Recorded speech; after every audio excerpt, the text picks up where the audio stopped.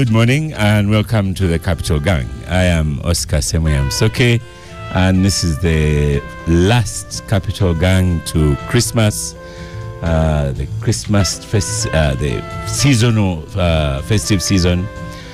And in the studio, I have a long-lost gangster, Ivan Rugambwa. You are most welcome to the Capitalgang. Gang, welcome back. Thank you, Oscar. Glad to be back. Yes, we have missed you. Yeah, Star Cafe goodies are still here. I can see. Please engage. And the bananas are yellow, And so... So I guess you haven't lost your touch. Not yet. And you are the only one who has gains to protect. Right. In the studio, I have Benjamin Katana, the money man of NUP. You're most welcome. The man without money. Thank you very much. Oscar, it's always a pleasure. Yes. Derek Wandera, most welcome to the Capitalgang. Thank you. Thank you, Oscar. Yes. It's always a pleasure being here. Malcolm Pamizo has also sauntered in. Most welcome to the gang. Good to have you back. The last time I contacted you, you were somewhere in New York as usual. So it's good to see you on ground. I was collecting some snow for the kids for Christmas. You were, pardon? You are? I was collecting some snow for the kids for Christmas. We have different problems. We have different. For you want to protect gains, so maybe Malcolm has gains to protect. Obviously. And in the studio, I have someone who is very much in the news, Uganda Airlines PR, Ms. Shakila Rahim. You're most welcome to the Capitalgang. Thank you, Oscar, for having me here today and the fellow gangsters. Thank you very much. And Uganda Airlines is in the news. And the issue is delayed flights, stranded airplanes. A little while ago, they said your plane had a puncture in London. So anyone who has anything bad to say, or a meme, or someone who can draw anything, these days they draw Uganda Airlines. So, Shakila, what's happening at our dear Uganda Airlines? Thank you very much, Oscar. I think let me start by apologizing and regret that there are those occurrences and the disruptions are happening at this time. And that is really regrettable. And for us who wake up every day to ensure that those flights take off and land on time, it's really sometimes unfortunate, and it's an ugly scene really to be there at the airport and see the anxiety caused, and especially this period when people are coming home for these long-awaited flights. So I would say what's happening right now, we're having disruptions across the network, and it's still continuing. We're trying to minimize it. And I would say that the disruption is caused majorly by inadequate fleet. Remember, we have 6 fleet, but also we have a leased aircraft, an A320, to support the operation by bridging the gap between the CRJ and the A330neo. So where the CRJ may not be able to go and take passengers with their luggages or cargo, and due to range limitations, we deploy the A320. So currently, the A320, we've downgraded the equipment for Dubai to the A320. The capacity is 160. So still, I would like to explain what happened on Sunday night. I think... First, go back a little bit. Yeah.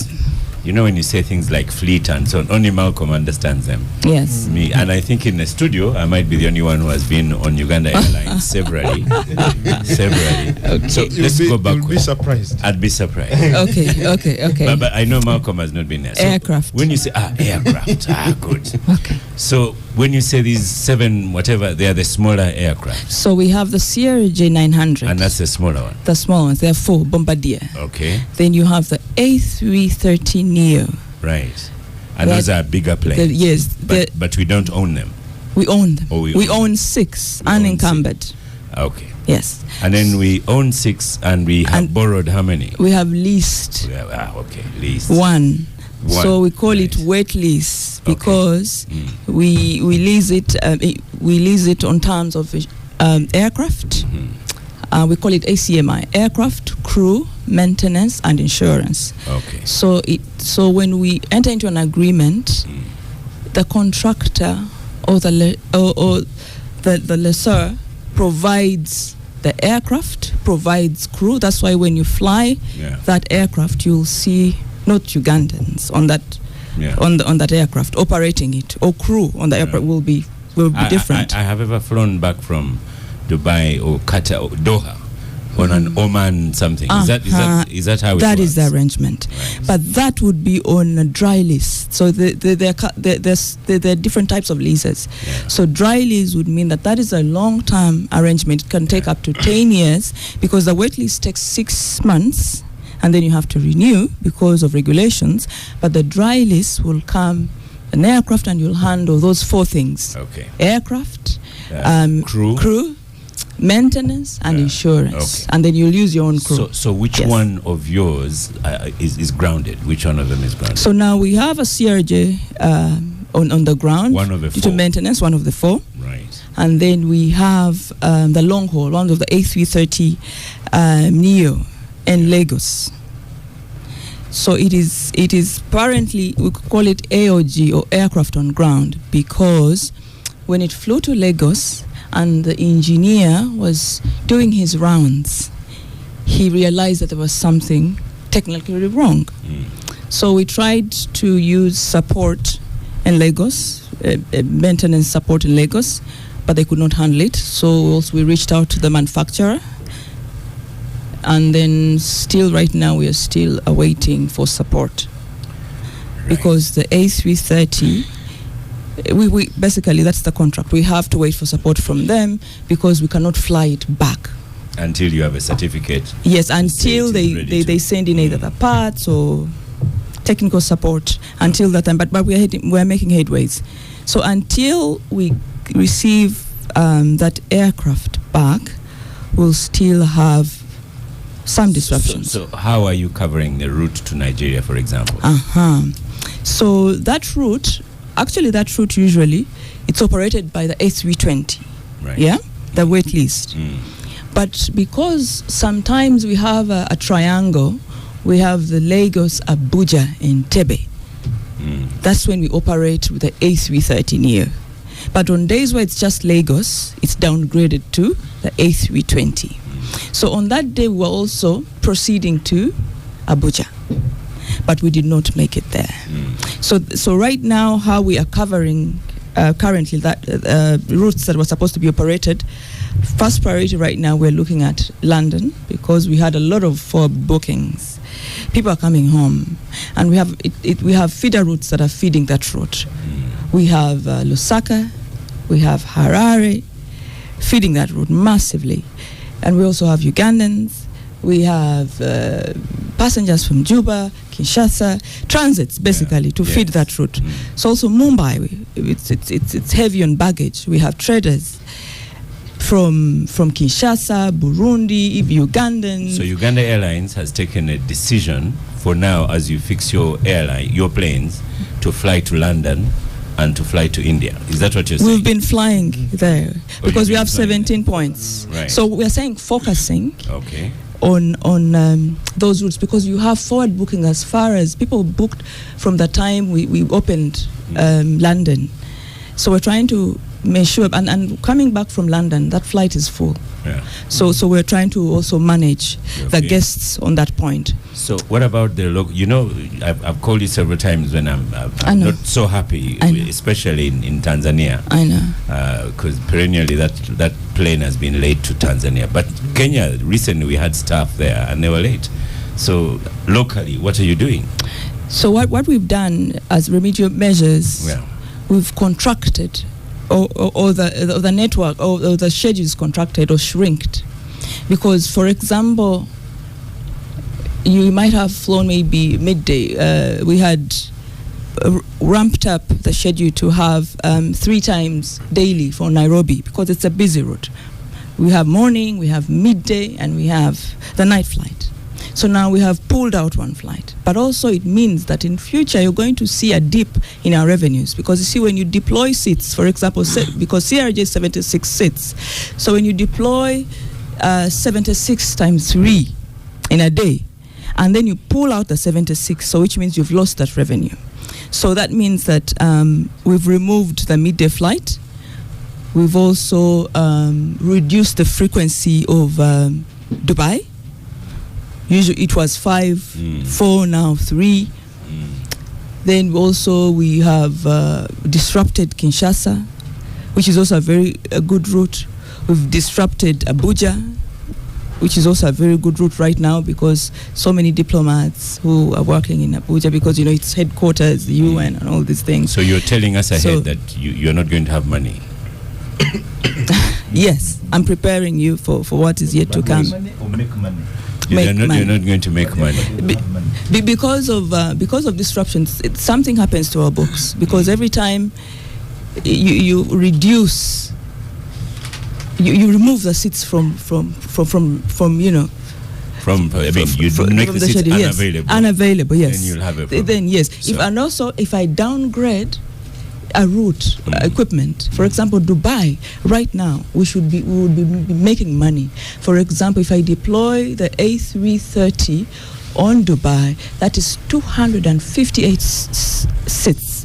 Now I have right now pulled it out, and I've deployed the 160-seater. Less people. It means that even my cargo is affected because the tonnage is less. So it means that and if you annoy me with delays, I don't book with you again. Yes, of course, the perception, and then also you will also get so mad that you will want me to refund you at some point. And then also, but what we are doing right now, we are reprotecting you. Reprotection means that you can fly with another airline if you don't want to wait. We will put you on other carriers because we sign agreements with them. We shall rebook you to a later date with us if you accept. But also, if it's a longer wait, over 8 hours, we shall lodge you, put you in a hotel, and you wait. So those are the extra costs. The things that we are doing, and of course, the extra costs. Yes. Finally, from me, I mean, you're in a good position. That's why we think you should be working better, because you're in a good position. You have free planes given to you, and why aren't you running it very well? I don't understand the for me personally, I have a mechanic in Kajansi. So when things go wrong, I give him a call. He comes over, fixes the car. So why doesn't Uganda Airlines have their Kamyufu somewhere in Kajansi instead of grounding a plane for 1 week? There's a cheaper guy, There's even a cheaper guy, I mean, Shakila, this is what I'm putting to you. You were given new planes, and all you had to do was manage. So why aren't you managing? So, Oscar, that's a complicated question. Actually, if the regulator heard you, I mean, he wouldn't know what to say, because you see that the engineers are type rated on that equipment. We have engineers type rated, or for example, you're certified to maintain that equipment, just like a pilot. So it is complicated business, aviation. We cannot just get a Kamyufu, like you said, or an engineer, a welder downtown to come and weld something. I'll tell you, even the groomer, people who clean aircraft, are certified on that equipment. So, and by the way, post-COVID has kind of messed up this whole logistical activity. Because, for example, sourcing for parts right now, it's a challenge. And you can see how carriers are scrambling for ordering for new fleet. And we are waiting for years for this fleet. It's the same thing with spare parts. I know of a carrier that has grounded its fleet to just cannibalize the aircraft, to be able to remove and fix the other. So you can imagine Uganda Airlines with 6 fleets. So Shakila, what's the future of Uganda Airlines? Is there hope, or should we just put our hands up and... With all this happening, there is still hope. Uganda Airlines is still a going concern. It is a viable project. And I don't want us to look at it in disruption and judge it harshly. I want you to first look at London. When I look at London right now, I got a call the other day and someone told me that the price of bananas have gone down in London. So it means every flight is carrying something. Coffee, pineapples. I remember 2 months ago, we didn't have pineapples in this. I could not see pineapples in this country. Where are they going? So we are carrying a lot of agricultural products. We're bringing in, for example, Mumbai. We were doing a lot of trade with Lagos. Lagos, one of the busiest routes is Lagos and Tebe, Mumbai. What are they taking? So there is for me, the social impact of this airline is greater than for us to look at it in the lens of disruptions today, which I understand and I acknowledge that they're there, but there is so much to it. And I'll tell you, Oscar, 10 years ago, you'd fly to the neighborhood and pay $800. Right now, you're paying less than $400. So it tells you that we have stabilized fares. Thank you. Okay, let's start with Mr. Protecting the Gains. What gains are there to protect with Uganda Airlines? Ivan. Thank you, Oscar. I think that one element, and maybe Shakira will come back to it, that she should have, that you should have asked her is what they need to stabilize the, this uncertainty and these disruptions in the airline. But I think there's a lot to protect. I mean, the airline business globally is a very difficult business, and I think many airlines across the continent actually are loss making. I think it's probably only Ethiopian Airways right now that has been making a profit, and all these airlines are not run by Jennifer Bamuturachi, or they are not managed by Uganda. So I think the aviation industry is a very, very complicated industry. But this airline has survived for 6 years. In 6 years, it has expanded its routes from 6 to 17. It has opened very strategic routes. For example, the London-India, the India routes. They've been scaling up regional flights, which many Ugandans were asking for, especially like in Kinshasa, as our trade, with Congo increases, or regional, because most of our exports go to, we sell mostly in the region. Most of our exports go to the region. So they've been trying to scale up regional flights. The airline now accounts for, I think, about 40% of air traffic out of Entebbe in just 6 years. So there is definitely a lot of gains to protect with the Uganda Airlines, to use the phrase. Now that is not to discount the inefficiencies that are cropping up, and which Shakir has just acknowledged. And some of the inefficiencies, so of course there are some inefficiencies that the Shakiras can address, but there are also those that are structural or strategic that the government must support the airline to address. I mean, in terms of, for example, the fleet size. I'm told the Uganda Airlines should have increased its fleet in 2 years ago. I do not know whether the Uganda Airlines made that request to Parliament, but at least from my knowledge, I think they did, and the government has not released money to that point to increase the fleet, which explains some of the current inefficiencies.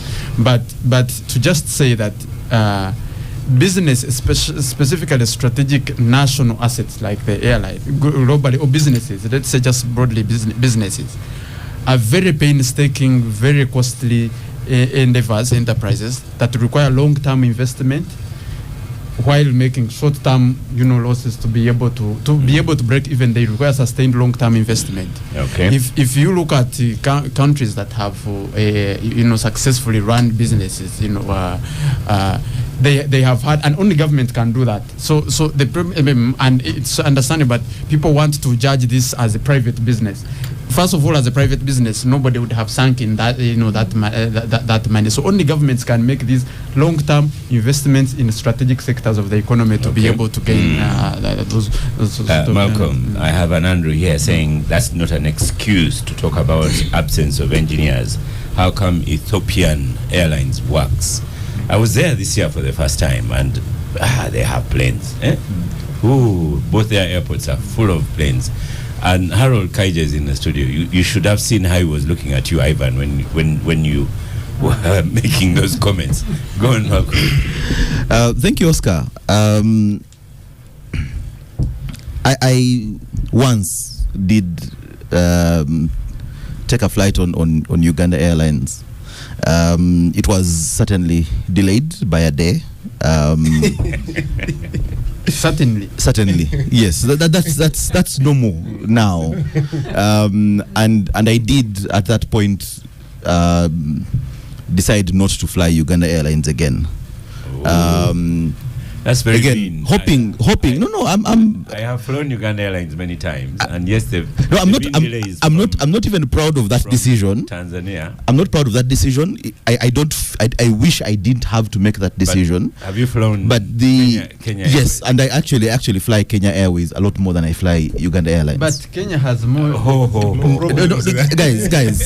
Guys, I'm not Kenya Airways' PR, but I'm telling you that the experiences, and the people whose company I keep, we share experiences, and we are in tandem that Uganda Airlines is more problematic than Kenya Airways. The reason being that Kenya Airways has greater options. Now, again, I don't want to compare Uganda Airlines, Kenya Airways, Ethiopian Airlines. Ethiopian has been in service for over 70 years. Really?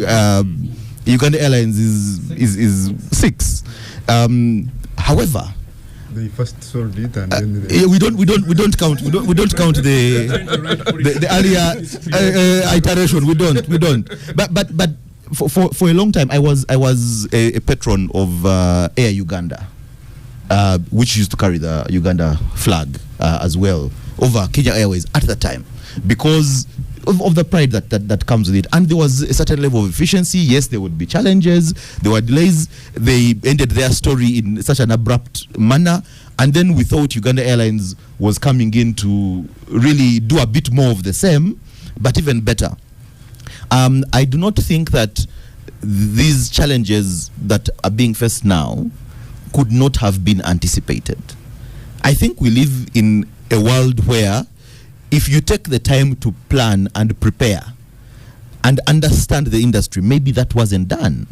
We know the challenges that have come around the management of Uganda Airlines, both at the board level, at the management level, the operations level. All those challenges, I think, are manifesting. The problems from those challenges are manifesting now in the way the operations are being managed. The questions about the competence of some of the people there. I honestly don't think that in this day and age you can it is possible not to anticipate challenges such as these, and the manufacturers of these. Shakila warned me that she cannot speak about board or whatever. I concentrate on the flights and everything. Okay, let's say no, but that the manufacturers, the person who can speak about that the manufacturers would take weeks to be able to fix it's unimaginable, because an aircraft is not something you can replace. You know, that mechanic of yours in Kajansi, he probably can give you a service car to carry you through the day while he's fixing. He does that, but you can't do that for an airline. You can't borrow my neighbor's car aircraft to get me to from point A to point B.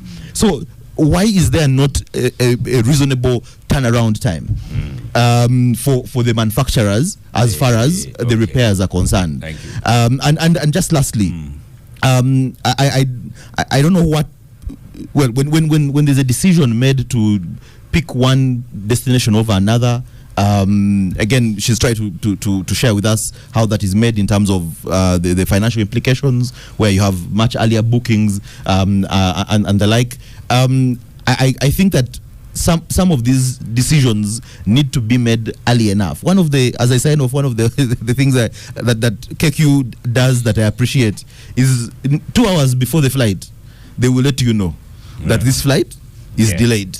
So you can be able to manage. And sometimes you know, even within the next 2 hours, they tell you that it's going to be delayed further. for further, yes, and there are struggles all around. But I think that there needs to be a much more critical reflection on how the airline is being run for us to be able to get a better service. Thank you, Malcolm. Benjamin, and I must apologize to listeners because as we discuss Uganda Airlines, they're also pointing out that we have been off on Capital Radio Online for 3 weeks now. So please go to Capital FM Uganda on TikTok and Capital FM Uganda on X, formerly Twitter, and you'll be able to follow us well. And also the Capital FM website. Benjamin, someone told me, sent a message on X, formerly Twitter, saying, don't justify inefficiency. Is this what we're doing? And rightly so. No. I think the starting point, Oscar and listeners, is that the strategic importance of having Uganda Airlines, I don't think anybody disputes it. But the point of concern is that strategic as this investment is, it's not being treated with the seriousness that it deserves. Number two is that Uganda Airlines being a state enterprise, operating in a jurisdiction where the state has largely been compromised and is dysfunctional on account of unseriousness and malfeasance of the NRM government. It's not surprising that we are having these problems. You can pick out any other state enterprise or institution and focus the spotlight on it, and you'll have similar results. The only difference is that this Uganda Airlines serves people who speak English like Ivan and Malcolm, and they have platforms on which they can complain. But these are the problems that ordinary citizens are facing in public hospitals, that are facing in public schools, that are facing with the UEDCL, that are facing with the national water. On a daily you have paid, you have no debt, but water is not running. So these problems go beyond Shakira and the team that she works with. The other related to that is and I'm sure she doesn't want to talk about that, and rightly so, but for us we can talk about it, that this institution or enterprise being so strategic, you would expect that the recruitment and deployment of people to run this institution, both the technical and even the leadership, the board.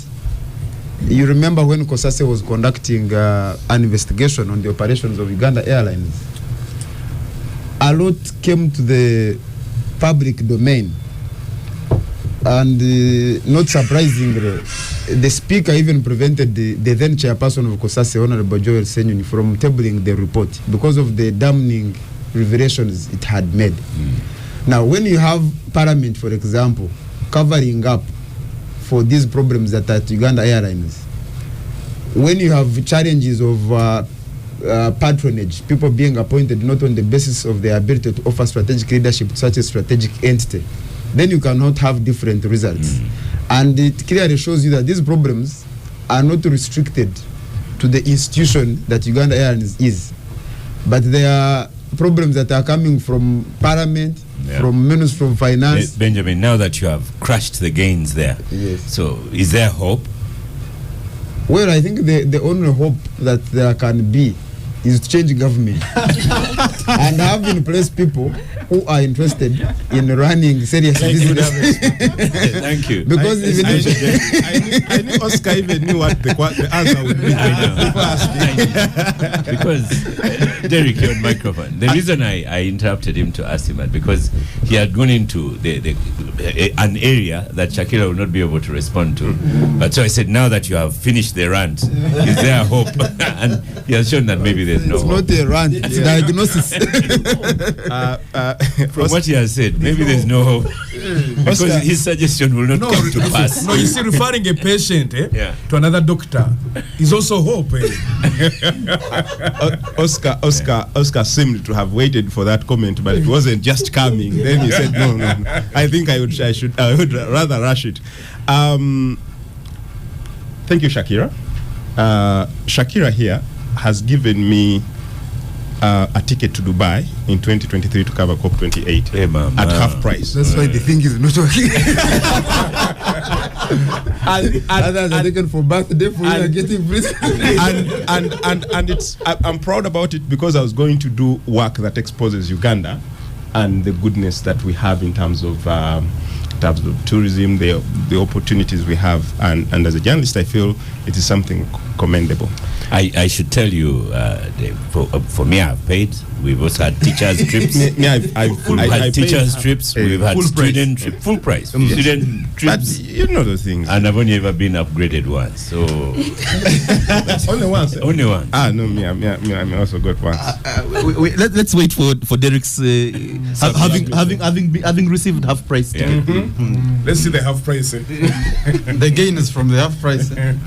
So, and I want to borrow the analogy of or the explanation that Benjamin Katana gives, that flogging Uganda Airlines in isolation is missing a very big point. That you look at the entire country and the entire system in the country, and you see the brokenness that it comes with in terms of the health sector, in terms of energy sector, in the education sector and stuff like that. And then so it is unreasonable for us to expect it to work well. We would be just it would be just a foolhardy for us to expect that all of a sudden a 6-year-old institution is certainly giving us flowers and stuff like that. And for me, I feel there is every reason for them to be operating the way they are, probably learning even on job, some of them, probably even trying to get the experience and breakthrough. Like we've all diagnosed the problem that this is not Uganda that's suffering the brunt in terms of airlines and stuff like that. But that said, I feel maybe as Uganda we have potential to do better by probably looking at some things. For instance, when it comes to expanding the fleets, I don't know whether we have rushed. That's for us, for Uganda. Yeah. And to stop you here, because I want her to respond, and then we'll have her out of the studio. Let's have Harold Kaija. I guess you are on Benjamin Katana's line. That before we need change of government is the solution. Thank you so much. I listen to her. Sometimes when somebody is speaking for public entities, you feel sorry for them. You hardly find one who speaks a lot of pride. Every time they're on the defensive. That tells you, see, one day I went to this Kampala hospital, and one of our colleagues was sick then. Then I found Dr. Olive Kobusinje getting out. So I asked her, how is cancer? Said he's facing a situation of organ failure. Then I didn't know what that meant. I said, oh, fine. Then I got it. So looking at the patient was like, the machines were, so in a few minutes, the guy was gone. So I find her in the evening. Doctor, what did you mean by organ failure? Said the lungs are stopped, the brains are stopped. Actually, the person is clinically dead. I'm not sure I like your examples now. No, you see, when you look at Uganda Airlines, I must tell Ugandans, bring back Uganda Airlines was more political than strategic or the economics in it. Like UPE, one time one of the ministers then who was actually handling UPE said, you see, politically, UPE is a success. But when you go in terms of education, it's right there and you really don't feel it. So whenever I read about Uganda Airlines, you hardly find the success stories. And a country like ours, I think it came at the wrong time when everything was in tatters. You see, when you always put a spot on a government for selling Uganda Airlines, which was actually built by the man who was called the old source of name buffoons, and then you say those who have gone to school did not find any kind of use in the Ghana Airlines. They said, no, let's bring it back. And they brought it back. But when you look at these management issues, every time they talk about their salaries, now here no engineers. At every time you hear about Uganda Airlines in the papers, you do not hear a story. Actually, if those Airbuses were constructed in Uganda or built in Uganda, I hardly believe that even any of us would want to fly it.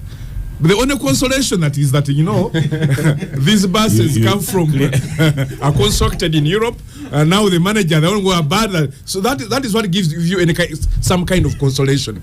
But otherwise, so I even want to understand the word strategic in the Ugandan sense. That's why I said I did not like it. I'm going to stop you there, Harold, so that we get Shakira back to you. I'm not so sure what you're going to answer. But someone here, JB says, Oscar, Uganda Airlines was going to be a problem from day one in a very high cost sector. Its continued operation will only be possible through funding by the taxpayer. Consolidated fund is not working. So, I don't know, comment from what you like here, but the real embarrassment we have is the longer that plane is in Nigeria, that is an Africa-wide embarrassment. And that one is in your docket to speak about. I think it's not true that I said we don't have no engineers. We have engineers who have been certified and working even for other legacies carriers. So they've come back home, and they're Ugandans, to support the operation. So I think that one really it should be in good faith that we have experienced engineers, because the regulator cannot give you for a license. It has to license your maintenance unit, really. So I think it's not true that we don't have engineers. We have engineers. Right. So why the aircraft is stuck in Lagos is because we are waiting for a particular part from the manufacturer. And how long will that take? We await. Oh, and the passengers in Lagos and wherever? They have been reprotected. I earlier said that one of the measures we are taking is to reprotect, rebook passengers. So we have we relieved them and also put them onto other carriers to be able to go wherever they are supposed to go. Have you gone to Parliament? This is a national symbol. People are taking photographs of our stranded airplane. Have you gone to Parliament and said, guys, we need money urgently? Yeah, we've not gone to Parliament, but we have shareholders, and that is a Ministry of Works. Ivan. You have shareholders, that is Ivan here. Yes, we have shareholders, and that is being handled. And it's not even right now a money issue. It's a part issue because of the aircraft type. So that one we're handling, and we are making headways. But then also, maybe I'll not speak so much into why the airline is how can I say that there were so many issues raised, but I'll just stick to the facts here. I'll still say that the airline is still a viable project, and from my side here, I look at an operation that operates 25 flights a day. So you have every 2 hours you have an aircraft landing and taking off. We are the biggest operator. 40% of market share out of Entebbe. So with that, to me, I still see the airline as a viable project. Because look at the airport. That expansion of that airport is because of Uganda Airlines. Because at one point, the transits have to be able to be sustained into that airport. So we cannot wait. For us is to try and manage these disruptions, to try and settle our guests in the best possible way we can, and also to ensure that the government supports us into acquiring fleet, but also we are into a bridging phase, and government has accepted to bridge the phase as we await the fleet that has been that we are going to have. So that bridging phase is that we are going to lease aircraft to be able to support the CRJ, but also the Airbus. Yeah. Yes. Just a final one from David Mbabazi on X, formerly Twitter, says to Shakira, does Uganda Airlines benchmark with other regional airlines? Have you benchmarked with Ethiopian Airlines? Have you been to their airport? Yes, we have. And We've benchmarked globally, actually. right. Even to the Americas, Europe. We have partnerships. Okay. Yes, and as a PRO, would you imagine BBC, not BBC, the British Airlines, would they say we have a part missing, so this plane will not fly for a week? because you see, globally, airlines are not supposed to say these things, but I am here because I have to say something. Because there has been a problem. Because it is, for example, the airline is in the spotlight, and because Ugandans are passionate about the airline, they demand answers. But the airline industry is very sensitive. No one walks around saying that I need a party and no. You see that? Yes, like you said, Kamiofu. So. No one, because it's sensitive. So thank you so much, Shakila Rahim. Yeah. We will invite the ED herself soon to answer some of the points mentioned here, and we shall not invite Kaija here because his examples have been very scary.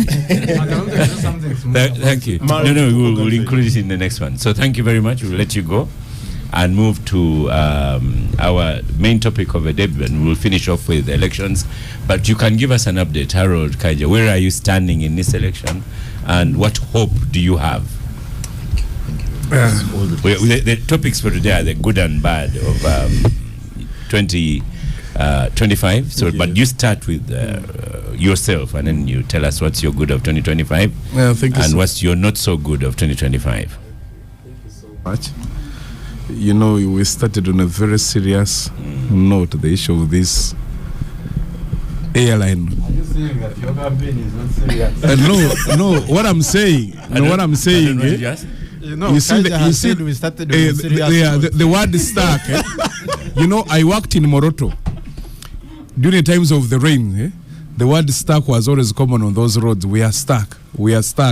So I was imagining an airplane stuck somewhere, and bystanders say, "What's happening here?" Yeah, I'm running a campaign in Nansana municipality, a constituency that was given municipality status, but when you pass around, it does not pass as a municipality.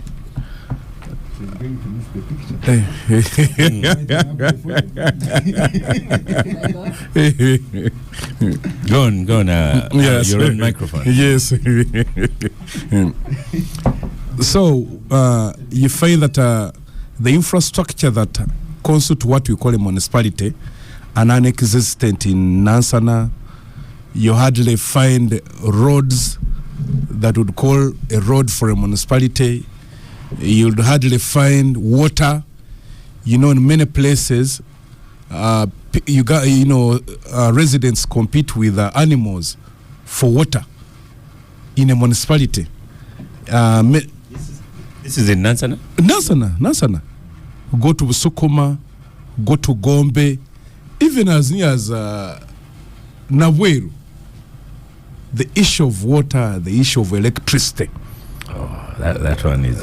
Then you bring the issue of Chigo. We have a lake in front of us. Exactly, and no water. And I think that's the reason why you always hear these girls from Nigeria trying to tease the guys from Nansana that you can. I find them on TikTok. But if you're a guy coming from Nansana, don't tell me anything. So when I hope you do know that I'm from Nigeria. I know your boys. And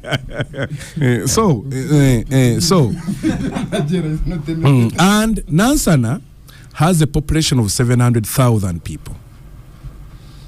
On its budget, government only contributes 7 billion. When you compare it with a district like Bulisa, and you find this budget of 14,000 people, you find government sends there about 90 billion Uganda shillings. I was looking at the budget of Tororo with a population of 630,000 people. Government giving them about 57 billion. Tororo has 7 MPs. Nansan of 700,000 people has 1 MP. We only have 5 schools of government, yet Tororo has 15 secondary schools. So Kaija, Harold Kaija did not want you to campaign. I wanted you to... No, I'm telling you the status, the diagnosis of the place where I am. I am not campaigning. Because now I don't say I have schools, but I'm telling have you... to invite your opponents to come. No, I'm not campaigning. Yeah. I'm not saying I'm doing this, but I'm just showing you. No, hold on. I wanted you to give us an update of your own. How are you doing? Has your rally been blocked? And you have another DC seated right next to you. So are you doing well? That's and if I had known, if I had known, I would have prepared for it. So yes, the campaigns. Well? Yeah, the campaigns are going on well. We are moving around the parishes. Today I was supposed to go to some parish called Wamala, but I won't be going there. Okay. A colleague of ours lost a mother-in-law who was knocked by a speeding drone at Nansana. So barriers this evening. You cannot gun campaign when a colleague is mourning. But you see, as I've told you, it's a very vast territory. Crisscrossing it is very expensive. The road network connecting it. Every time you see vehicles breaking down, the mud. When it rains, you have the mud. When it shines, actually the border guys call it powder. The dust they call it powder. So that's how we are moving, but we are trying to do our best to make sure that we are getting to the people, speak to them, engage them. So now that you're on microphone, what's your good for 2025? What's your bad for 2025? My good of 2025 was the January 31st ruling, Supreme Court ruling, that packed the General Court Martial. That was my best. So you're going to say your worst was when? Of course, bring it back. Bring it back. And the death of one of our colleagues, Garuga Msingus, that will stuck us hard. I must tell you.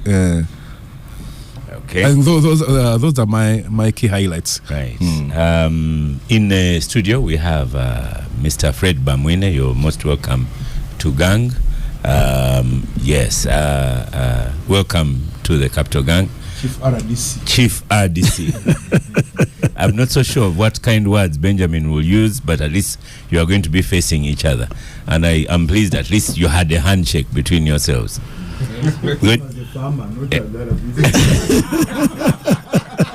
You said that off air, pardon? No, it can be we missed that one. I respect and admire him as a farmer, not as RDC, because he's a very good dairy farmer. If you have presumably, he doesn't beat his cows. He probably does. How did he learn the beating? He learned from the cow. Thank you so much, Oscar. Good morning, viewers and listeners of Capital FM and the Capitalgang. I'm happy to be here with most of the people whom I know. Yeah. To the gang. It is true. Hold on. We'll get to you. Let people comment. So, Ivan, good and bad of 2025?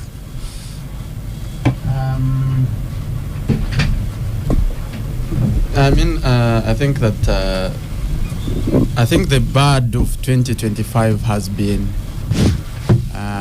you could say, the retreat of international actors in terms of, for example, the shutting down of, you said global development partnership. I know that there are attempts to recalibrate and realign now, from the NGOs or, to governments and all. But first, there was a massive shock that led to shook up so many things, because especially I think for the sub-Saharan Africa and the development world, a lot of that development partnership has been very integral to the management of affairs, for example, from health to education to many other, public and social services. PEPFAR, for example, was the game changer in terms of our global AIDS response, and I know that it's not been broadly disrupted specifically PEPFAR, but the broader health partnership initially for the better part of the year was had been suspended because it was being primarily led by USAID. And now there is a new partnership that is being projected. We'll see how it pans out. But for me, that was broadly the bad of 2020, because for a long time, the international global order was responsible for how our we're doing things. I think the good of 2025 is that broadly on that one, is it going to improve, or I think there are signs. The jury is still out there for the new, for example, the health partnership that the US, for example, recently signed with Uganda. I know that but it's still out there. The jury is still out there, because the initial was first shut down, then re-emerge, and see how it plays out. So I want to be optimistic that it will, things will fall back into place and recalibrate. I think that for the good, unlike the doomsday picture that's being painted by Harold and Benjamin, is that we have had a fairly robust patient who is in ICU. Yeah, a resilient economy, despite many of those shocks. I think Uganda has had record-beating inflation. I think post-COVID, I think in the macroeconomic indicators, Uganda has been doing outstandingly, actually, compared to the region. Very low inflation. We have increasing forex revenue, increasing coffee exports, gold, which have been largely responsible for the increasing forex and the declining, the exchange rate between the dollar and the shilling, which has maintained our economy as fairly robust and competitive. So that has broadly insulated the Ugandan economy from the global, macroeconomic uncertainty that's been. I have even been advising people to pay on Visa, pay with Uganda shillings. Yeah. Because these days the Uganda shilling is strong. It's doing really competitive well, and that is only because we should get one to Malcolm when he's next going to buy snow shopping. Going to go snow shopping, and I think we are also seeing some gains from our sustained investment in industrialization and manufacturing. Recently I saw reports that Chira EV had signed contract from its roadshow in South Africa, about 450 buses that is going to be selling to to South Africa. So so I think that economic wise the country has been doing really robustly and competitively. The money might not be here, like Kasaija said, but I think it's coming. Like he said, I want to Ryoko Kasaija that the money will get. And I don't know about his SWI, but but we are on a good trajectory. So we're going to stop for a break, and I did apologize to listeners. You can follow us on Capital FM Uganda TikTok, Capital FM Uganda on X, formerly Twitter. Let's stop for a quick break. Welcome back from the break. This is the Capital FM. At this moment in time, we are looking at the good and bad of 2025. In the break, people made unsavory comments on RDCs in Uganda, but we have an RDC in the studio who will speak for himself. So, Derek, good and bad of 2025.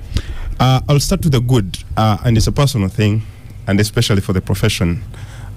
This year, I saw you being beaten up in Kawempe, so that one is good. That one is the bad. Let me begin with the good. Right. This year, I have had chance to get on very big tables across the world, really, to represent my profession.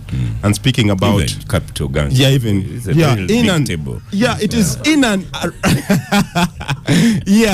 this year has been Gone.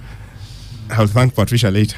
This year I've been to many countries, really, speaking and shedding the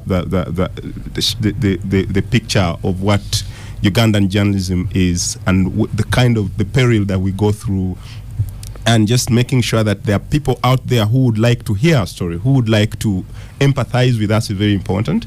That they give us a platform to speak for ourselves is something that has been very important for me. And the mere fact that I've been always handpicked to go to wherever, the US and whatever, to go just speak to. And the bad? It has been very, very pivotal. For me, the bad is the election. The election we are in now, the election in Kawempe, it comes as a nightmare. It brings the dying image of what we went through in 2021, and as journalists, but also as Ugandans in at large, we cringe and we feel so bad. And maybe we will speak to this, but the comments that have been coming through from the president lately can even make you even feel Uganda is not the best. Yeah. Fred Bamwine is in the studio. How can he improve the election so it moves from bad to good? He knows he can't, but he will say that he can, by the way. Yeah. But he knows that as a person, he can't. Benjamin Katana, good and bad of 2025. Well, you have a bad, someone shoved a gun into your tummy. Surely that's a bad. I normally don't want to concentrate so much on self, because I know that I'm just part of a bigger equation, the community of Uganda, and I know that many have endured more than that. We just received back a young man who was abducted a few days ago, the personal assistant of the Honorable Narukola, and he was subjected to a lot of inhuman treatment, including sexual molestation. A man? Yes. Yeah. So if you are talking about a person who got a gun butt, that is compared to that.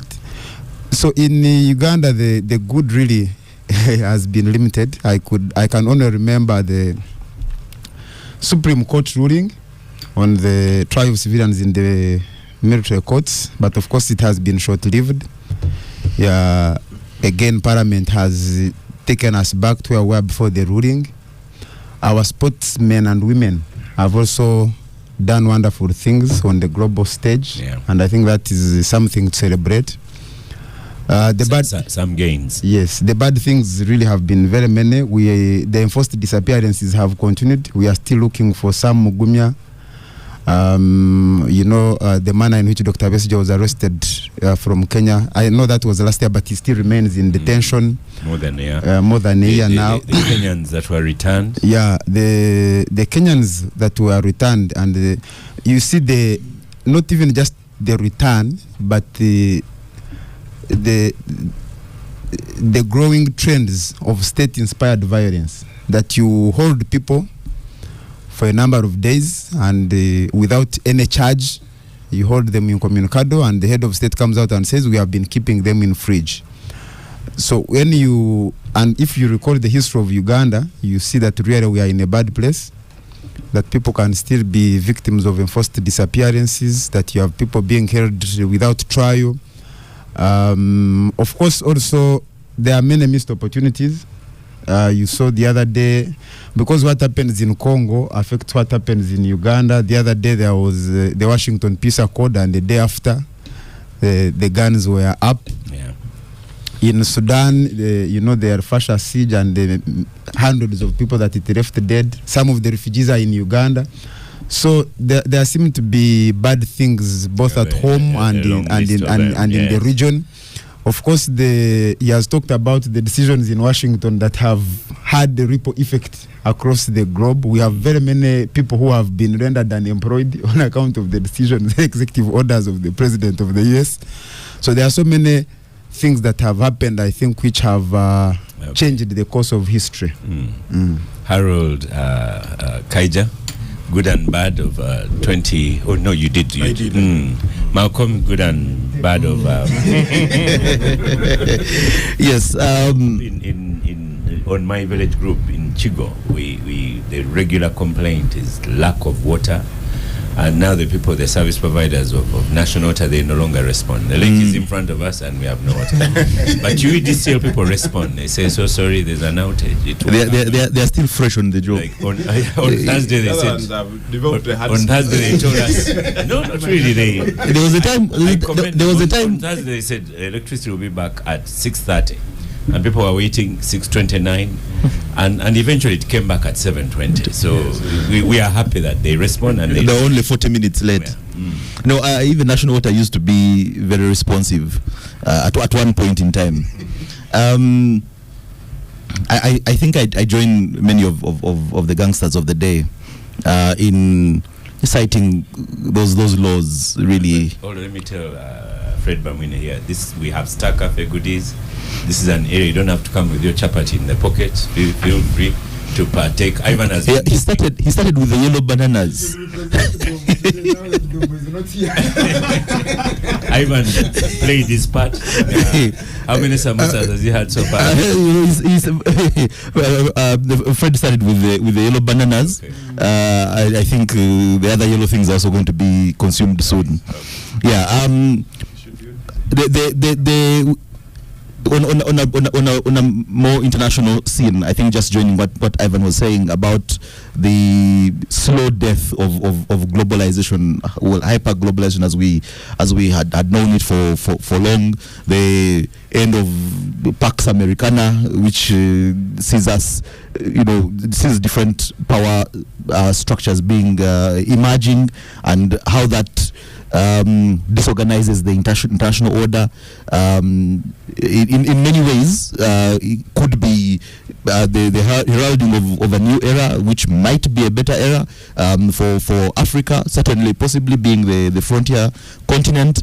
But in the short term, it feels like we are on the losing end of all of this. Ivan did talk about that new I think $2.3 billion agreement between the U.S. for health between the U.S. and the Ugandan government. The Ugandan government has been very good at signing. They're supposed to inject, I think, about additional $500 million in 5 years into the health sector. The health sector, which already its financial commitments are not being met. The financial commitments that the government of Uganda made previously are not being met, but they're busy signing additional commitments. We wait to see again where that comes to pass. I think most of all the nakedness of the emperor, I think, is what really grips me for 2025. Every other day that has passed, that nakedness has become more and more real. You can't even lie to the emperor that they are clothed anymore. From the military justice for political opponents to the admission of holding people in basements, and it becomes a joke and becomes normalized, and it becomes part of our slang that you go to the basement, that normalizing of inhumanity is really something that I think we need to check ourselves as Ugandans about, from whichever political divide you stand on. We need to be able to be partisan about what is right and what is wrong, irrespective of whether it is yellow, it is red, it is blue. That is something that I had heard about in previous from my elders. It was something I never thought I would experience in my lifetime, but it is here, and like I think Benjamin said, or I think it was Derek, that it looks like it's going to get worse before it gets better. The highs, yes, I do congratulate the under-17 team that went to the World Cup, our first participation in the FIFA World Cup. That is definitely exciting for the sports lovers, and I think. From an interesting perspective, the publishing of the National Development Plan 4, I continue to applaud Uganda's ability to plan, to prepare, if we got anywhere close to executing the plans that we put on paper, we would be a very, very different country. If we respected those plans, if we went back to look at them. So when you look at the NDP4, it says very glorious things, and you would want to be in Uganda with the implementation of NDP4.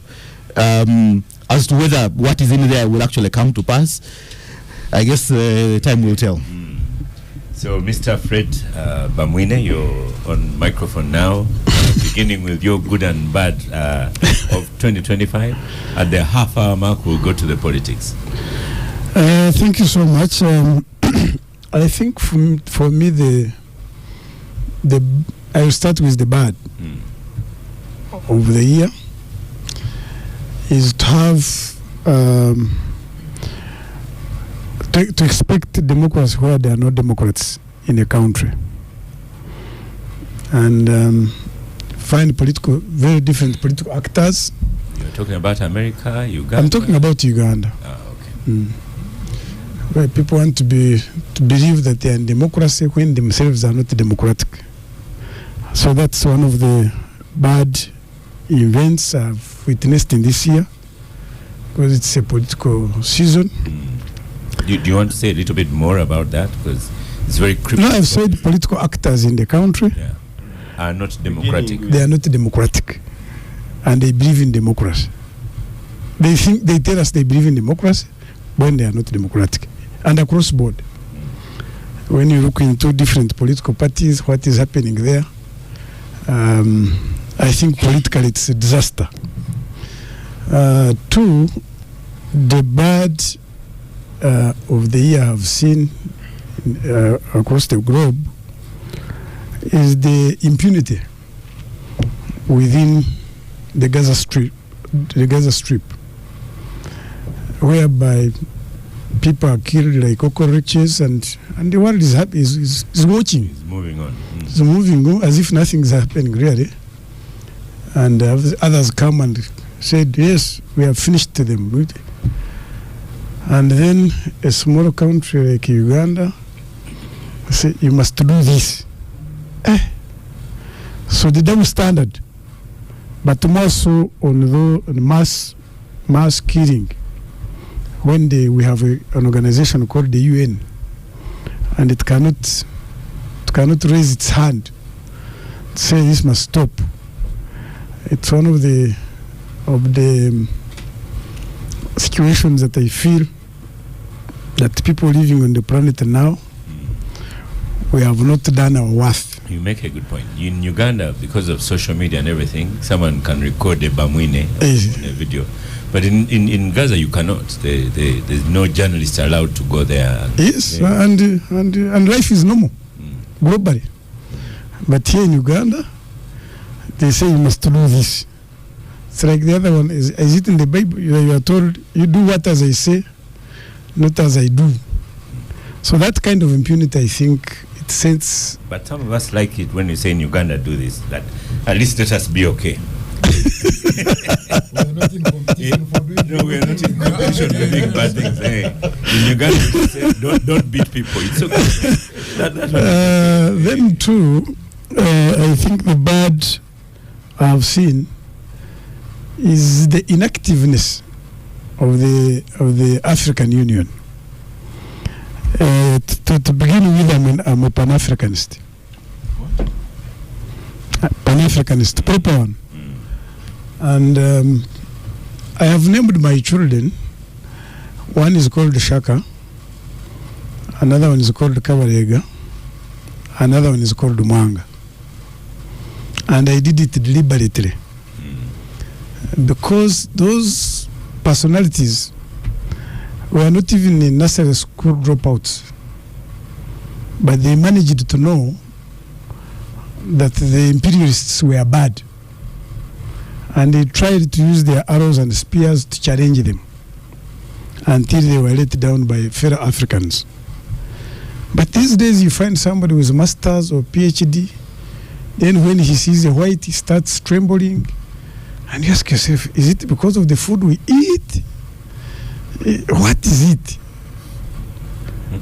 So to me, the inactiveness of the African Union by now, we should have upgraded the African Union even to have a standby force. Because having an organization of that nature, dating back 1962, to date, we have not yet raised the standby force, and everybody can always come and stamp on us and go away. I think it's one of the issues the year has not yet clearly pronounced. I think they said something about Tanzania, didn't they? Derek, you are the... So what does saying mean? What does it mean? It was African Union. And Sadak also said something. So to me... It is not enough to say. So to me, really, I feel they have a debt to... We have a debt to clear. All of us, by the way. Then the good of the year, one, of course, was general sports. Generally. Netball, football, generally. On the global stage, we are putting our foot there. I think that one, unfortunately, sports unites all of us. So we have managed to do better. Did you say unfortunately? Fortunately. But then the other part of the bad one, I have not mentioned about the financial involvement in the politics of the country. It's really absurd. Your Katana is the treasurer of NUP. It's absurd that nobody in this... The treasurer of NUP. Yes, it's absurd. You see,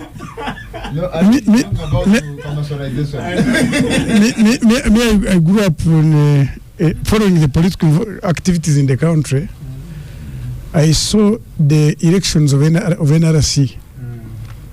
People could go to a county, line behind different candidates, 10 of them, one wins, and everybody goes home without any petition. Not even a soda. Even when you came to NRC in Parliament, the amount of money that they were being paid, members of Parliament, they were being paid. But when you look at what is happening, Kaija may not tell you he's a candidate now. Yeah. He's the one who knows what is happening to him. Yeah. You reach at every trading center,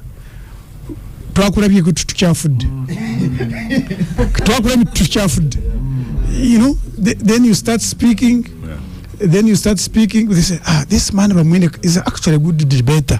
He's good in parliament, but he doesn't end well. They even say that they start. Yet it's useful. So really. They say their throats are dry. Yes. And yet it is But that commercialization started with the NRM primary. No, I think Oscar. I'm talking about this season. Aren't you going to get it wrong? Because I'm talking about commercialization of politics in Uganda. Whether NRM anywhere. I just wanted to point out that even in that commercialization, they are buying the wrong things. Can you imagine buying Waraji? Yeah, Waraji was. You know that this now without Waraji and ganja drugs. You are not. You can't be a popular candidate. An aspiring candidate can supply ganja. Yes, if you are to be aspiring candidate. Yes, you see me. All my lifetime, 90% of my practical life has been in the community. Ivan, if you cannot supply ganja and waraj, you will not be a popular candidate. Really? And unfortunately, which I challenge in democracy, a vote for a drunkard and a vote for a bishop, they have the same weight. Yeah. When the bishop, his vote is the same as a drunkard, and that's democracy. Really, you ask yourself, where are we heading as a country? So really, the obscene of money in politics now, I think it's something that disgusts me, and not until we sober up. Leave alone partisan. It's across board. All parties have the same problem, and the voters are ready saying, "Ours, you must give it from here." Because they think where they have gone, They are also going to a mass. So it's a very dangerous situation. Now, the good thing of the year, the executive order of Trump. You know, I'm a student of international relations. And in international relations, we say whether international law is law. So me, I'm happy with the executive orders of Trump, which has resulted into saying money for Americans is for America. Now, we have been having money here that destabilizes Africa, coming in these different disguises. So when the tap was closed, you can even witness what is taking place. If money for homosexuals, money for what, it has been coming. So this you would say those are small things. Ivan has already pointed out the problem of things like PEPFAR. UNAIDS. Because actually, but you see, why I'm happy about it. Why I'm happy about it is very simple. I'm also saying you are happy about small things. Yes, it is also wrong. It is also wrong to be a family head, and then you think that your survival as a family will depend on the neighbor. That one is correct. So it is a wake-up call. Why do you exist as a human being? So let them go, and then you plan how to live accordingly. But me, I don't want you to forget that you are the RDC. What's wrong with that? RDC for hospitals. What's wrong with that? And I'm trying to say, do you know that 80% of the diseases can be stopped through public health, education? But now we are turning even human beings as to consume drugs as if it is food. But also the medicine. So once the medicine has not come, now you start asking yourself, how do you think outside the box? How do you survive in this environment? Otherwise, this business of Oscar and others to live in a comfort zone, depending on that money from the whites, I don't support it, and I'm happy that it has happened. Now people should think how they can live. They can run their families. You don't depend on your neighbor to fund your activities. So it's one of the things good thing that has happened. Then, of course, I have mentioned that the bad thing also is politicians in Uganda who talk about democracy and they are not democratic themselves. And that one is also a huge matter. They don't want to take responsibility. That's the good thing. Yes, it's a bad one. It's a bad one because any leadership at any level, I expect everybody to be responsible. But if somebody speaks recklessly, doesn't mind, as if he's a rebel, rebels come and attack and go. Whether people have died, whether they are injured, they don't mind. So really, it's a huge. If you are a leader of any caliber, you have people who are following you. Are you cautious of the words that come out of you? Does that promote the country? Does that bring goodness? Does that promote? So to me, across board, if you're involved in politics, it's high time. Maybe you say I'm a good person in the wrong place. Then the last one is on the question of the bad ones. Some of the acts some government officers do to find a government person maybe is involved in corruption. To find a government person has his mandate, he goes beyond, and he thinks he's doing how do you call it? He's doing charity. No, government officers are not doing charity. They are paid to do a specific job. So when you go overboard, then you have disappointed your employer, who is the population. So those are the issues I wanted to bring out. Well spoken. Benjamin, you could lead us into the next topic, election updates. You've heard from a government man who's saying do not do misconduct simply because you're a government person. Does he live to it? Well, I don't want to analyze the RDC himself, but the government that he serves. Because government, unlike citizens, has the tools to make sure that good is done and bad is punished. So the duty and responsibility of government, for example, we are now in an election period. We have seen misconduct, especially by people that are employed to serve the state and the people of Uganda. You saw in Guru citizens clobbering, soldiers clobbering citizens with sticks. You have seen people being shot in Iganga. You gave an example of where I was beaten myself, and others have given you an example of what happened to the young man 2 days ago who was dropped last night. But all we see from the government side, for people who try to appear decent, is to say this should be condemned. But government has powers not to just condemn. And the fact that nobody is held to account shows that these actions are sanctioned.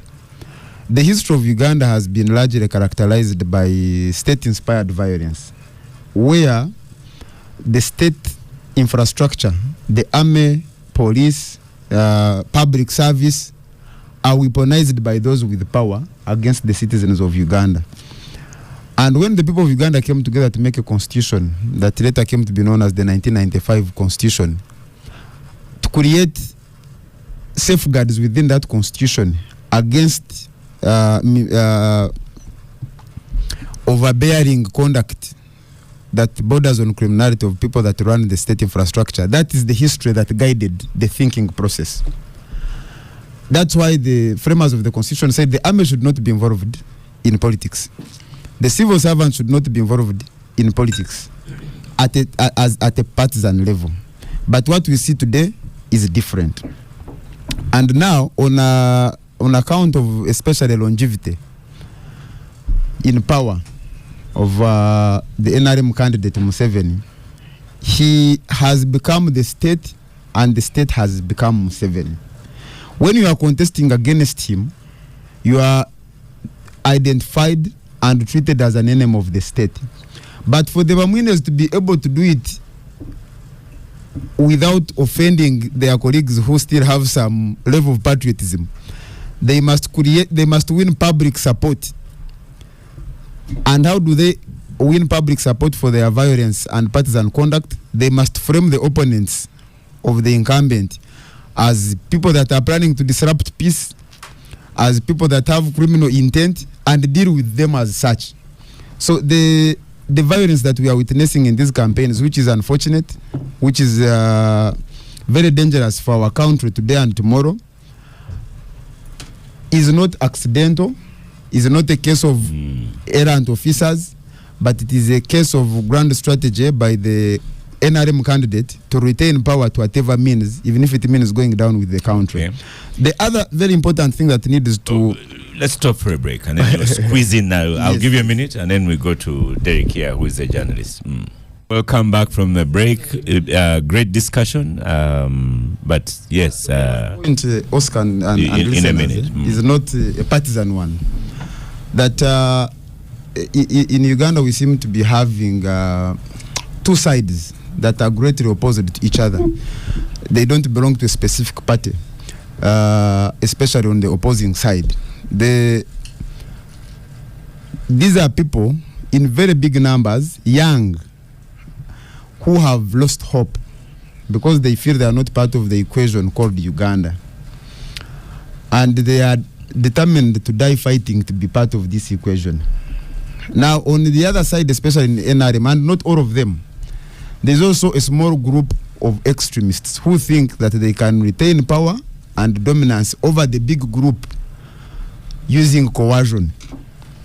Now, how these groups will meet and what will happen when these groups meet, not in an election, I think it is something that should bother everyone. The NRM has set up a committee to bring back the love. I don't know if they'll reach out to you NUP people but, to heal division. No, but you see that's the challenge. The committee may not include those that the committee may lack the influence to influence those that have power and think they can use coercion to maintain the dominion. Derek, you know, Kaija, Katana, when you give him a microphone, Ivan here, you they are part campaign, part you don't know what they are, you know. Yeah. But you give us so what's happened in the week? We've had 2 shows. We had Afande Kaima here, and we told him stop brutalizing people. Then we followed it by a week. Do you think this is happening? They've stopped?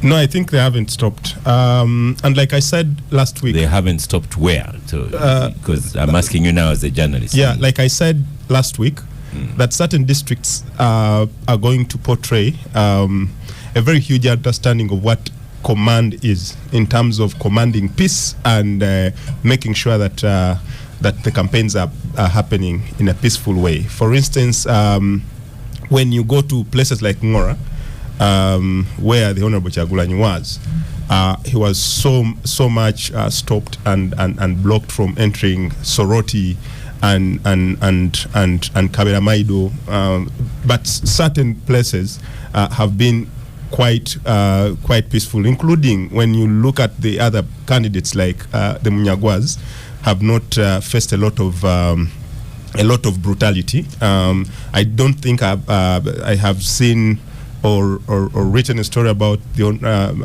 Jeno Mugisha Muntu going through a lot of brutality, but the brutality has been so much on the NUP candidate. But I also want to speak about the NRM candidate, who is President Museveni. Overly peaceful, with pockets of youth saying they have been abducted into one place of a rally. You can't get out, and you have to be there from morning up to evening with a bottle of water. I've seen he has large rallies. A lot of people. People but come also, there Drake, and they can't leave. You have to remember, he's still the president. So Absolutely. When you have a president, there are protections that come with the president. Absolutely, and I do recognize that. But for me, it's about what is hitting me hard is his tone of speech now. It is very scary now that you are out there asking for votes from Ugandans, and you're telling them to do the math. That a soldier has 120 bullets, and the population is 40 million. So you do the math versus the number of soldiers we have in the country, maybe 54,000 or something like that. He has said that? Yes. He has said it, and Daily Monitor led with it. We led with it last week on Wednesday. But for me, again, that might not even be the problem. Now, he touched somewhere, I feel it touches me as a person. He says he's very happy that his soldiers, some of his soldiers and police officers still sleep in Busisira, and he says they are happy. I want to tell you that they are not happy. I'm a child of a police officer. I grew up in the barracks all my childhood life. And I know what it means sleeping in a place where your father and mother are dividing where you sleep by just a curtain, and you don't know how much of an those hot inconvenience and cold cabins. Yes, and I'm very surprised that President Museveni is very happy that those men, uniformed men, are going through that kind of life, and he thinks that they're happy. To be honest, that was a very low one, because for me, it touches me as a person. You literally struggle to sleep. You get in such a family. My father was lucky that he was a high-ranking officer, so we had 2 rooms at least. But there are very many officers that he is talking about who are sleeping in Busisira, and they have very big families. 6, 7 kids in the same house, plus the father and mother. And he says that these people, no, they are not happy. And I don't think that Ugandans are going to take this lightly. I have a friend who asserts that, someone was asking, why are they so angry? And then he said, look at their conditions. Absolutely, absolutely. Go to Nsambia barracks here, where I partly grew up from. The dilapidation in the places where they sleep. You need a certain anger to beat Ugandans with those big sticks. You get when you get that anger. Now that they cannot beat the president who is putting them into that position, they are going to beat us Ugandans. Ivan, you are going to beat up Ugandans. Derek said all these things looking at you. And you never condemn them. That's Derek the issue. knows that I do not have power over these decisions, so he cannot have been looking at me. At most you can condemn them. Though Fred Wamwine says that is just talking. Yeah, I mean, I was one of the people who were pleasantly surprised and optimistic at the start of the campaign, because for the first 2 months of the campaign, which was we had such a peaceful election season. that it was almost boring, as you have seen. And some people assert that when you people looked at the NUP numbers, that's when you unleashed the beating. I don't think so, and I want to contextualize that. Okay. This. I think that sadly there is no country that can escape its history, or its culture, or its social culture. We usually treat the symptoms or analyze these symptoms of violence and what. But look at Uganda's political culture. Really, Uganda's political culture has been a militant, violent political culture way back from independence, from post-colonial, from pre-colonial times through the early post-independence years. We have never had a purely civilian, government where the military has not played a key role, in the politics, in moderating the politics. And some people have written about this warrior culture. And this culture is not only state, it's not an exclusive function of the state. It also it has the incentive from the social culture, the social value systems that exist in the country. So I want to argue that this is a self-reinforcing culture.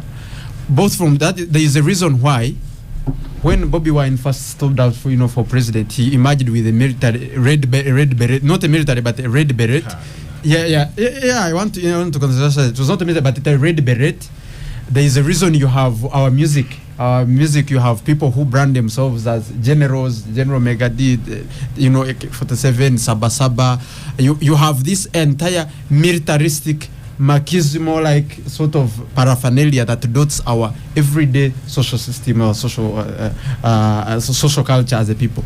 There is a reason you have in Kaija's party, before the break between ANT and the FDC, you had a debate between the radicals and the moderates, and the radicals edging out the moderates in the management of the of the party. There is a reason why people say General Mugisha Muntu is a good candidate that Uganda would have, but he's not.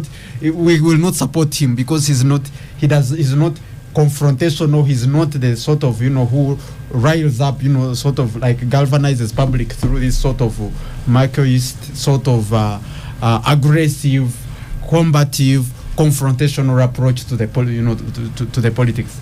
So if you step away from the symptoms that we see, you realize that you have a social culture. One of the reasons we like General Museveni because he's all those things. Exactly. Confrontational. Absolutely. Aggressive. Absolutely. And he revels in that identity. Yes. He was a student of Frantz Fanon, and how violence is emancipatory, how it emancipates a person. And what you actually are seeing now is the contest on who monopolizes violence, or who monopolizes, who has the power.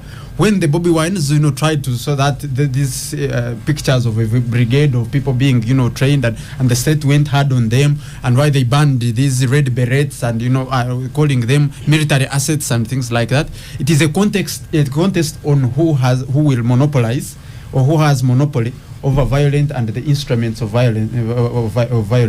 But there is, on the counter side, that is also a reason why the most successful people, opposition leaders on the other side, have been the combative, the confrontational, the matches. Kiza Besigye, now you have Bob Wine. There is a reason you have all the moderates, the only other moderate who has tried to emerge has not gained traction. So I think as a people, we must also do some bit of self-introspection. Why is it that when we had a peaceful first 2 months, we thought the elections were boring?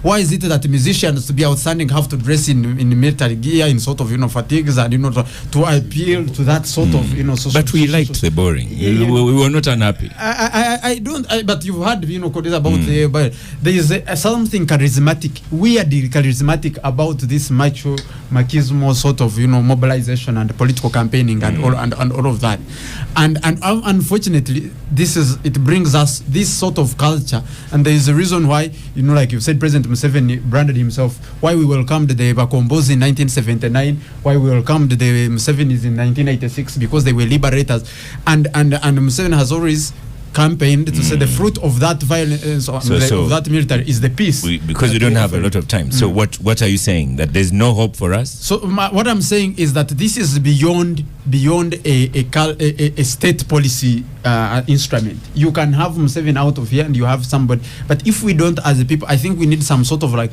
social re-engineering or sort of to be able to reform that. I would challenge you outside the studio, Ivan. Yes. You're a young father. Do you go around beating your children at home? No. Because we have a culture of beating. No. What I am saying is that in your home you say, you stop them from. I do not want to personalize this, but I also don't want to personalize. But there is a reason why. And you're teaching them to Benjamin, you know that historically, many of us we have Ivan on micro. We children of products of boarding schools.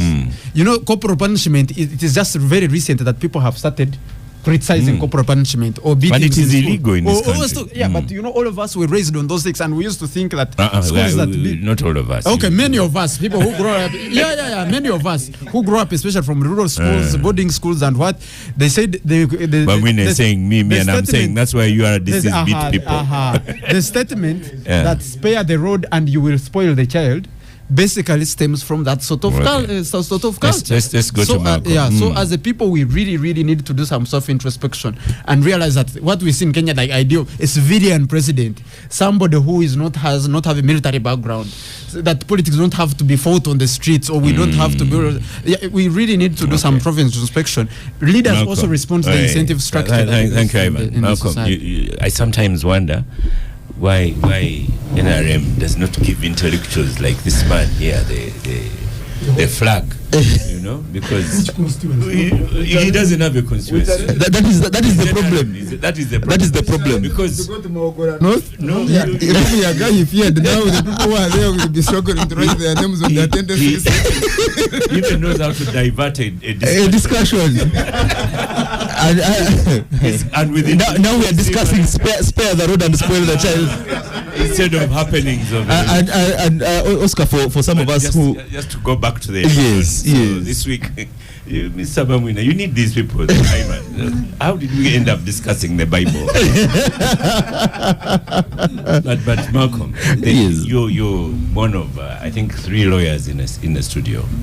How did we end up discussing that you cannot remain at the polling station, go back home? What does the law say?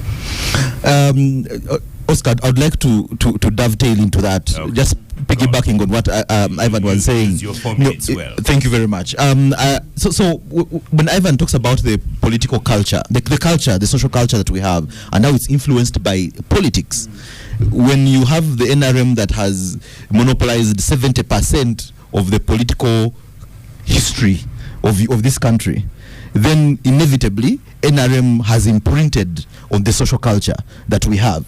So when you talk about the militarism that is exciting the population, it actually implies that the NRM has been instrumental in ensuring that is what is ingrained. That when the NRM as well looks at a political process that is moving on smoothly, its political culture is how do we militarize that? How do we bring violence into that so that we can be able to demonstrate our level of I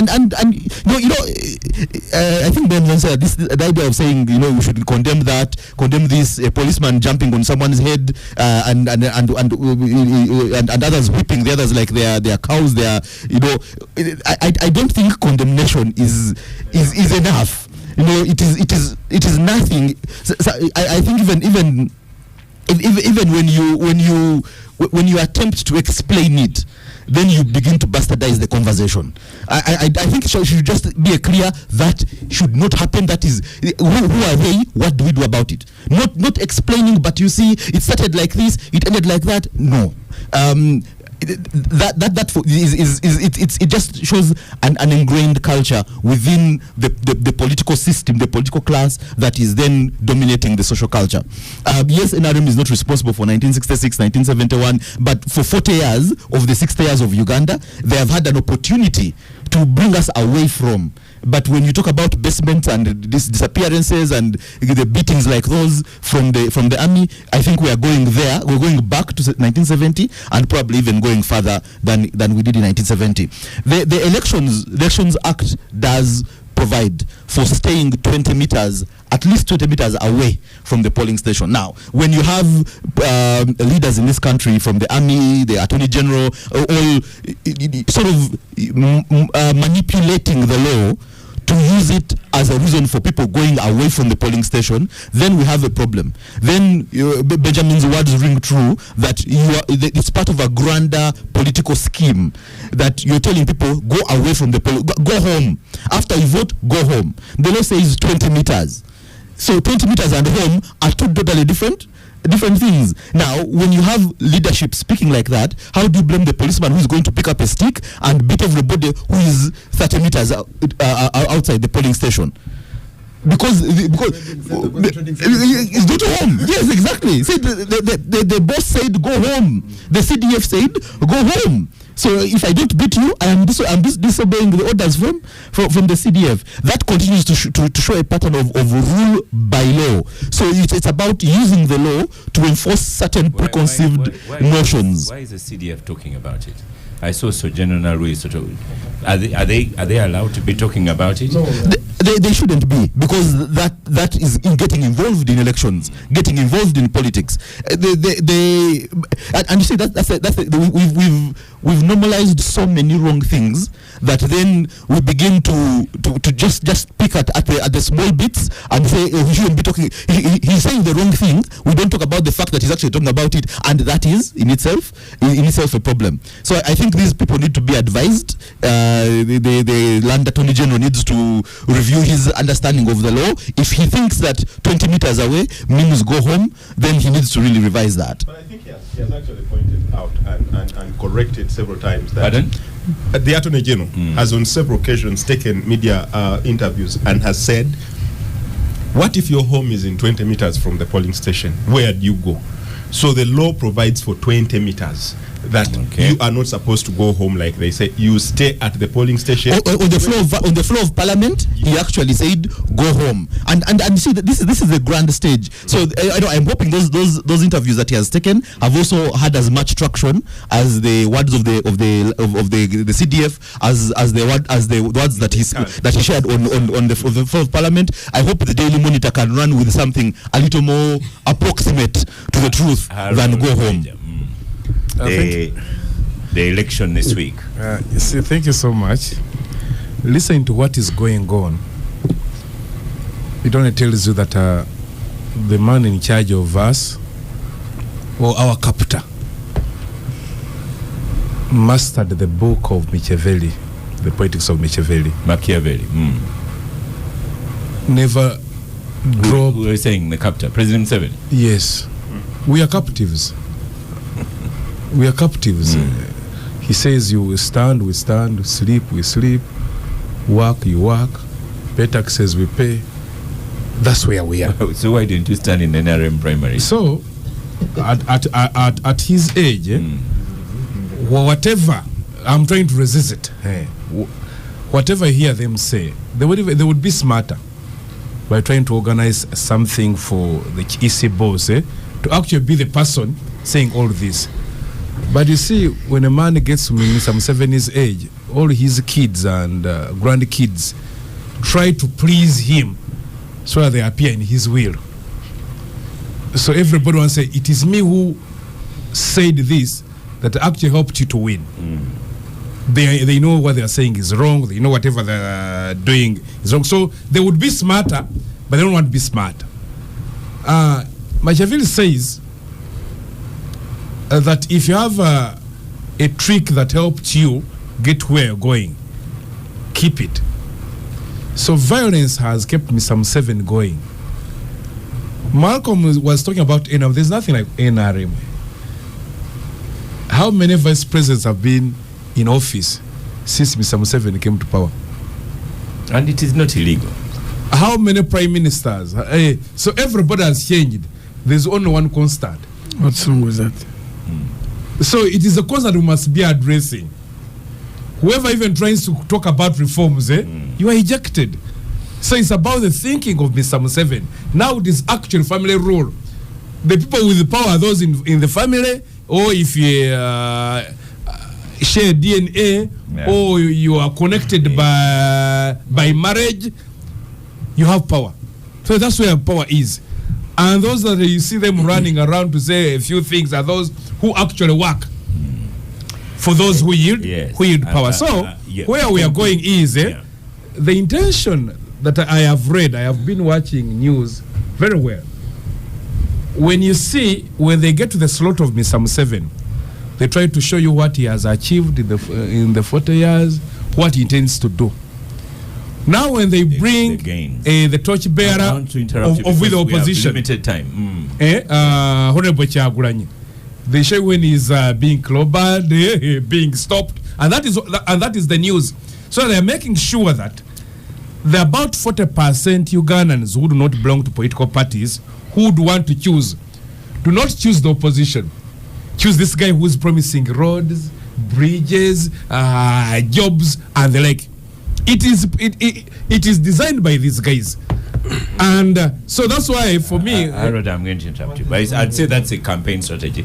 But just Fred Bamwine is coming on. You know when you have 5 minutes left, and I want to give 1 minute to Katana so that Bamwine responds to it. So you have a Gerald. Microphone. But he has the microphone. Gerald says Kyagulanyi started the maths. He told his supporters the number of policemen and soldiers combined cannot cover villages and so on, and he concluded, Banotuba Sobola. Then Joseph says, what did he say? That it is the NUP doesn't follow guidelines like other candidates. I give a minute to respond I to think that, two things. One, I think Gerard has a very narrow view of the landscape.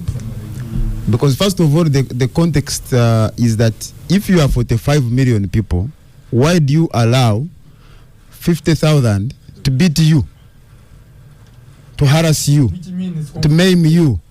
Challenge them. Challenge them. Challenge them. Challenge them. Challenge them. But even the mathematics of Ivan and his candidate Museveni is flawed. Because of the 50,000 soldiers is counting on. Some of them are our supporters. You wait for the results from the barracks. But number two.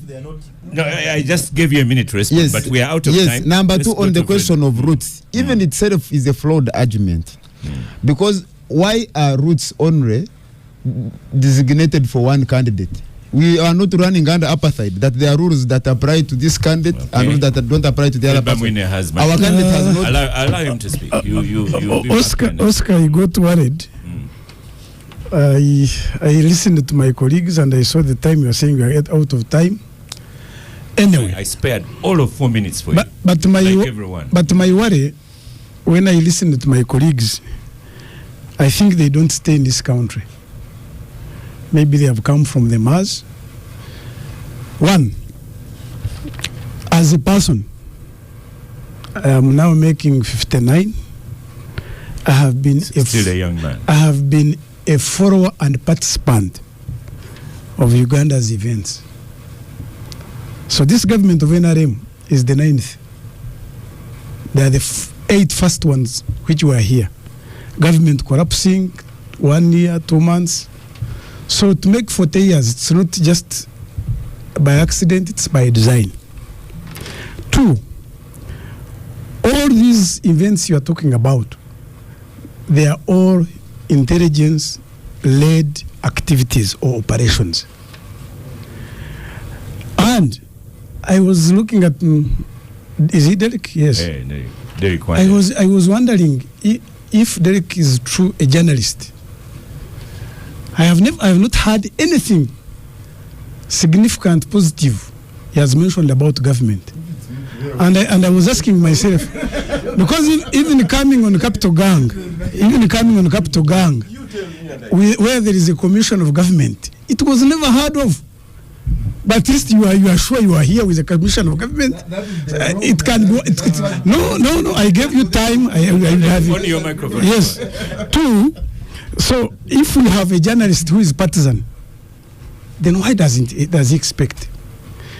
3, in Uganda, there is a singer, I don't know the name, Bobby Wine, but he sang a song called Abatasi Gansigo. I know you're obsessed with Bobby Wine. Yeah, I don't know whether he's the one. Abatasiga nsigo. Abatasiga nsigo. Benjamin, your microphone is. That's chameleon. Chameleon. I also like chameleon. Now, if you propagate hate and violence, what do you expect to reap?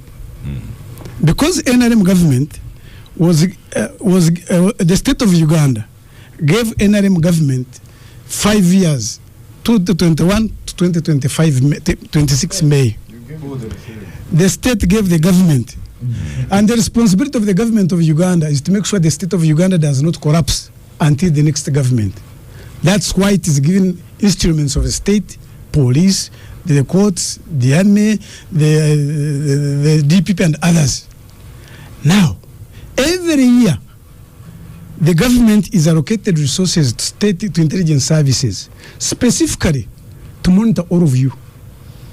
From the time you woke up to the time you go to sleep, whom have you talked with? What are you planning? And once there is an early warning signal that you are likely to cause insecurity, then the government evokes its state institutions, instruments to make sure the state remains, and also you don't cause havoc to others. Last week or 2 weeks ago, my brother, you know me, I'm from Kamocha here, Green Valley. My brother Chagulanyi comes from Africa. He was at Kawempe here, and he says from today on, we are rebels. Go and do rebel tactics. Go and recruit gangs. And I'm going to not announce anymore. The announcement has gone. Which sane state in the world, state in the world can fold its hands because he has directed people to do rebel activities and tactics, and you expect then they can be handled with kid gloves? I'm going to be allowed to continue just a few more minutes so that you also have hope. Yes. But who did he copy on that one? You know, there's also someone who said, this year I'm going to the ghetto. And he came to the ghetto in Kamocha. Yes. Really? He said nobody has ever declared a rebellion. It was Kyagulanyi. And he said to form gangs. And when the gangs were formed, whether you deny or not, we are in Capitalgang, which ran that news. And Benjamin Katana gave last word to him. We gave last word to him. Yes. So, because everyone should accept we gave last word to him. So we gave him last word. I was hearing the question. Fred Bamwine, people are also saying here that we're a gang. He's arresting us. So, but you see, you may laugh. But you may laugh. RDC Fred Bamwine. But we are very good. Out of our time now. And no, Ivan, we are out of our time. And we are going to construct a topic for you. What I want you to do is give a final sentence that is the final sentence is very simple. Is full of hope. The final sentence is very simple. Your microphone is not on it. The final sentence is very simple. Yes. The state of Uganda is represented at the district level by the District Security Committee and the District Intelligence Committee chaired by the RDC. And their responsibility to that level, because decentralization came, but security was never decentralized. So all this, whatever is being done, is to make sure you go to elections, you go and vote, and finish, and the state of Uganda remains standing. Okay, thank you very much. I want to appeal to Katan and his colleagues. Please, this is an election to convince people to support you. But if they refuse... You've agreed to come back next week? Every time you invite me, I'm here. I have invited you next week. So we have a better discussion. But when I come, especially give me time like any other. Because you will have time because you have a topic designed for you. Because I have seen people... Thank you so much. Thank you so much, listeners of Capitalgang. Continue listening to us on our online platforms. We are going to have a more discussion on this topic and then also talk about his intelligence services, i.e. Fred Bamwine. Thank you, Star Cafe. Thank you to all the panelists. I am Oscar Semoyam Soke, and I shall see you next week.